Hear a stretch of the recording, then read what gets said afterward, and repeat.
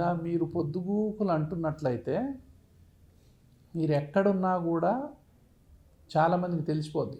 మీరు ఆఫీస్కి వస్తే మీరు ఆఫీస్లో ఉన్నారో లేదో వాళ్ళకి ఆల్రెడీ తెలిసిపోద్ది. ఎవరైతే ఈ గొంతు థ్రోట్ క్లియరింగ్ అనేది 24 గంటలు చేస్తున్నారో వీళ్ళల్లో అన్ట్రీటెడ్ అలర్జీ ఆస్మా ఉందని అర్థం. వీళ్లకు డస్ట్ పడకపోవచ్చు, పొల్యూషన్ పడకపోవచ్చు, అది ఇది ఏదో ఒకటి పడకపోవచ్చు.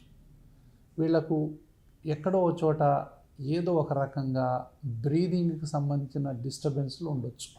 కొంతమంది విక్స్ వాడుతూ ఉంటారు, కొంతమంది అని పీలుస్తూ ఉంటారు, కొంతమంది గొంతులో కిచకిచా అని చెప్పి ట్యాబ్లెట్లు ఒకటి ఆ మెంథాల్కి సంబంధించినవి వేసుకుంటూ ఉంటారు.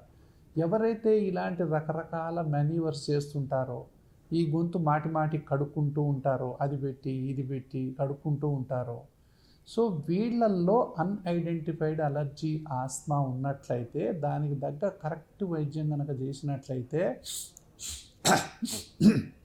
అనేవి ఉండవు. కాబట్టి ఎవరైతే ఇట్లా అంటున్నారో వాళ్ళల్లో అలర్జీ ఆస్మా అనేది సైలెంట్గా మీకు తెలియకుండానే ఇది కొంతమంది సంవత్సరాల పాటు, దశాబ్దాల పాటు కొంతమంది ఇట్లా కంటిన్యూ చేసుకుంటూనే ఉంటారు,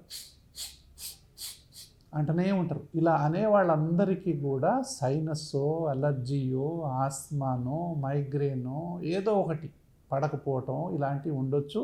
దీనికి ఇప్పుడు చాలా మంచి వైద్యం అందుబాటులో ఉంది. వాళ్ళు అలా అనకుండా చేయొచ్చు. మనం ఇలా అనేవాళ్ళు రన్నింగ్ చేస్తే ఆయాసం రావటం, మెట్లెక్కితే ఆయాసం రావటం, బరువు పని చేస్తే ఆయాసం రావటం, నైట్ పూట గురక రావటం, ఇలాంటి లక్షణాలు ఉన్నట్లయితే ఇది కన్ఫర్మ్గా అలర్జీ ఆస్మాకు సంబంధించిన పరీక్షలు చేస్తే అది ఏంటో మనకు తెలిసిపోతుంది.